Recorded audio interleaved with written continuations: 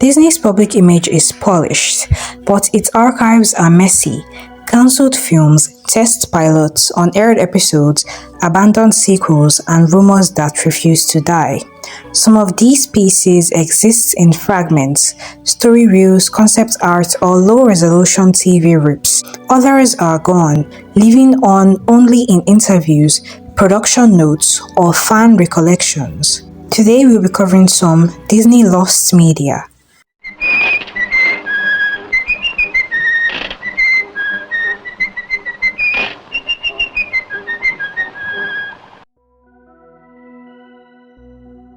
Short subject: Mickey Mouse in Vietnam. This isn't an official Disney short. It's a 1960s anti-war film made independently, using Mickey Mouse as a piece of pop iconography. It runs under a minute. Mickey happily enlists, ships out, and is immediately shot. The whiplash was the point. A protest against the commodification of war and the way culture funnels young people into it. Disney never authorized it, and that's part of why it circulated underground among artists, students, and collectors for decades. For years, the short status hovered between rumor and bootleg. Occasional frame grabs and word-of-mouth screened prints kept the legend alive until a clearer copy surfaced in the 2010s and reached across forums and video sites before takedowns. What matters historically is less the animation quality and more the collision of counterculture and the corporate icon. The cartoon mouse is used to indict real violence. It's a rare case where the lostness wasn't about studio secrecy, it was about subversion, rights, and the piece's underground life. Copies exist now, but clean, provenance-confirmed elements remain elusive, and anything high quality tends to disappear quickly. Pixar's early CGI commercials. Before Toy Story turned them into a household name, Pixar kept the lights on by producing CGI commercials. These spots were laboratories. You see hallmarks of early Pixar deployed on bottles, candy, and household objects. The team iterated on squash and stretch in 3D and learned how to stage action for the camera, lessons that directly fed into their features. The problem, preservation-wise, is that commercials are ephemeral. They air locally, rights are fragmented, masters live with agencies, and no one is incentivized to keep them circulating. Over time, reels and making of snippets surfaced, but there is no comprehensive public archive.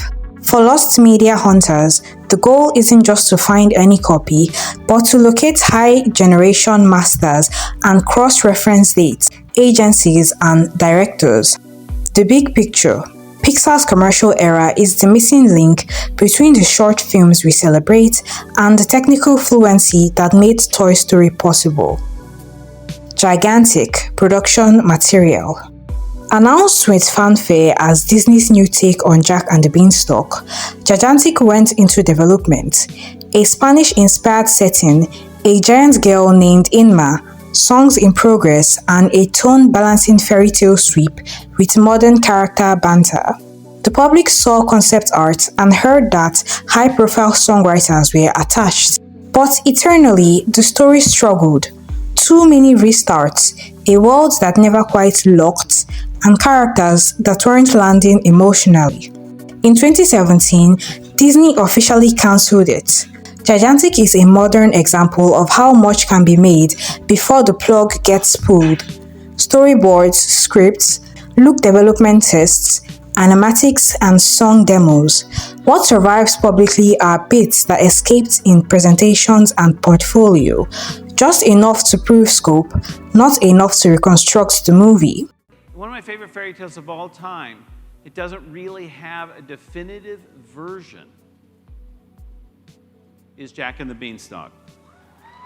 So I'm proud to announce that we are in production of our version of Jack and the Beanstalk, and it is called Gigantic. Ladies and gentlemen, please welcome the filmmaking team behind the new Gigantic, the director of Tangled, Nathan Grino, and the producer of Prep and Landing and our short film Get a Horse, Dorothy McKim.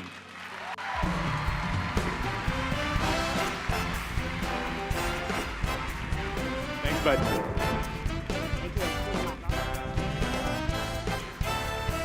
Here we go. If you make a movie that has gigantic comedy and gigantic action and gigantic emotion, you're gonna need gigantic music, right? And so, do we know anyone, Dorothy? Do we know anyone that can write gigantic hits? Any songwriters that can write gigantic hits? I think we do, and you all know them as well. You know them from Winnie the Pooh. It's the wonderful, we are so excited to be working alongside the songwriting team of Kristen Anderson Lopez and Robert Lopez. You know them from Frozen, and they are our songwriters writing on our film. Woo. And they're here. Hey, guys. Yeah, thank you. Hey. When you work with Disney, you really are working with the best storytellers and animators in the whole world. And we were getting to the end of Frozen and thinking, oh, we're gonna have to say goodbye. And then this opportunity came up to work with you guys, and we jumped at the chance to stay in the family. Especially because Nathan directed Tangled, which is the movie that we love and that got us through the whole winter of 2011 with our two young girls. It was a tough winter in Brooklyn. Toy Story Black Friday Reel. I sat there and I was pretty much embarrassed with what was on the screen. I had made it. I directed everybody to do this, but it was like, it was a story filled with the most unhappy, mean people. Jeffrey Katzenberg, who at the time was chairman of the Disney Studios and had great interest in animation, would always be pushing for what he called edge. And the Woody character became wildly unappealing at one point. Woody? Now what? Woody, I'm having a little difficulty. Blink? How hard can it be? Early in production, Toy Story veered darker under studio notes pushing for edgier. The result was a cut where Woody is irritable, petty, and outright cruel to Buzz and the other toys. The infamous Black Friday test screening bombed. Executives paused the film, and the team rewrote Woody into the flawed but lovable character we know today. That moment, failure, then overnight reinvention, has become Pixar lore. Footage from this reel has been shown in documentaries and featurettes, but the complete assembly hasn't been released. What people want to see isn't just a curiosity, it's a diagnostic. How bad was bad, and how exactly did the team fix it?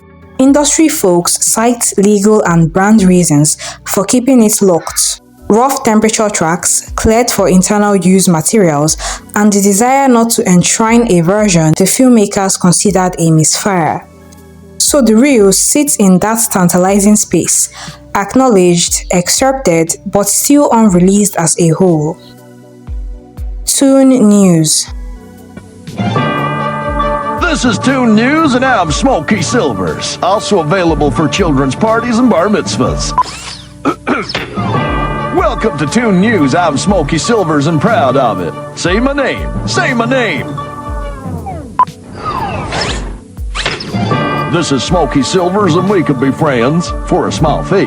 Here's the news. The Ego has landed. Toon News, Sunday at 10:10, only on Toon Disney.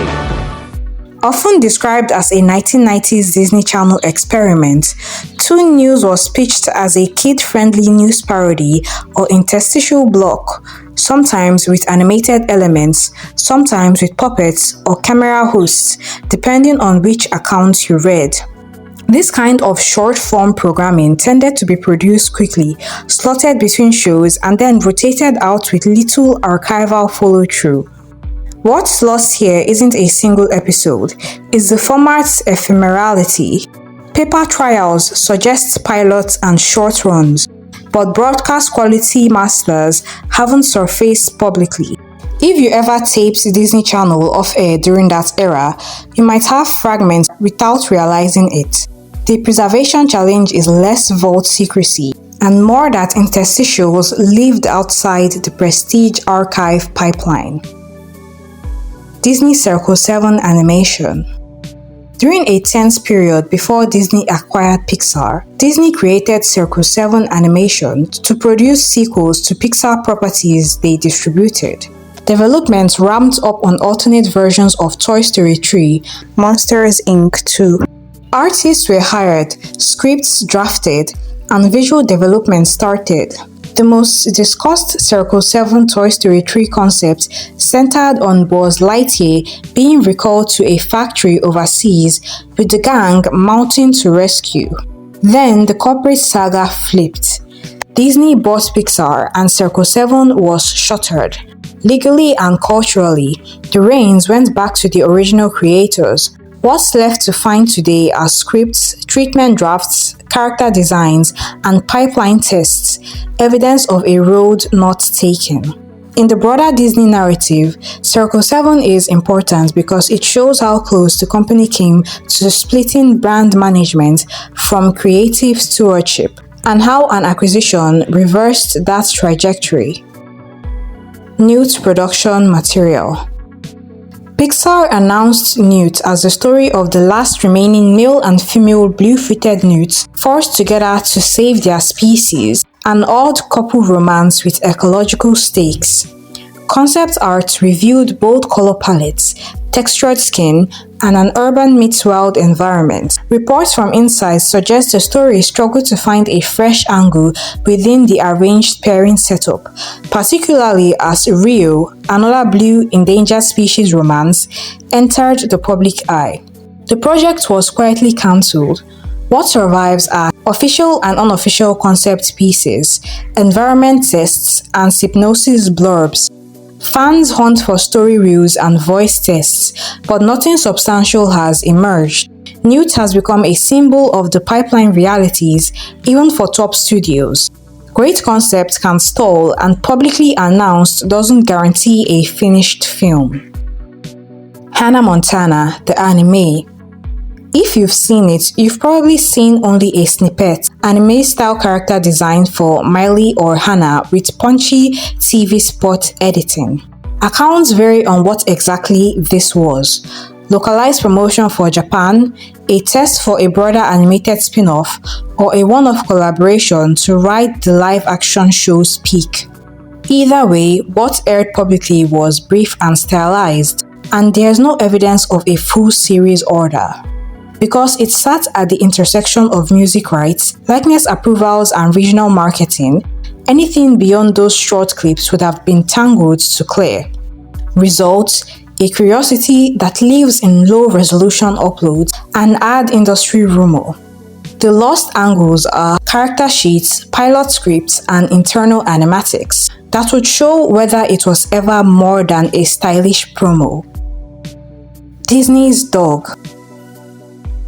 When Disney acquired Dog from its original creators, the show moved to ABC, or Disney's Saturday blocks, and the Disney Channel with design tweaks, new character dynamics, and a different tone, older, slightly more reflective, and tailored to a new network sensibility. The broadcast episodes exist and circulate, but what's missing are the transitional materials. The pitch reel that sold Disney on the continuation, the earliest presentation pilots, and the early drafts detailing how the show's premise would age up. From a fan perspective, Disney's Dog sits at the pivot point where two versions of the same IP diverge.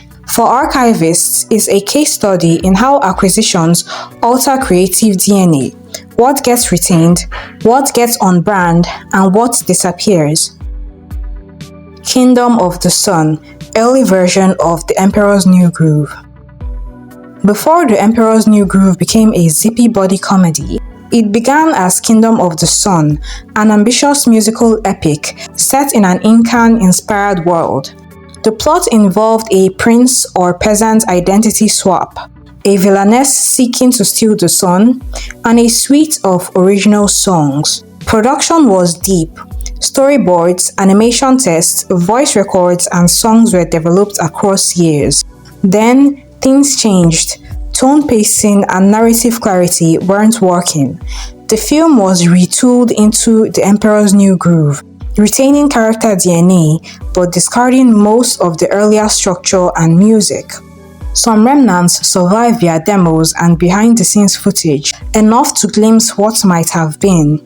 The reason this entry looms large in lost media circles is that it represents a complete alternate feature with enough material to be reconstructible, if only the story reels and full songs ever escaped the vault.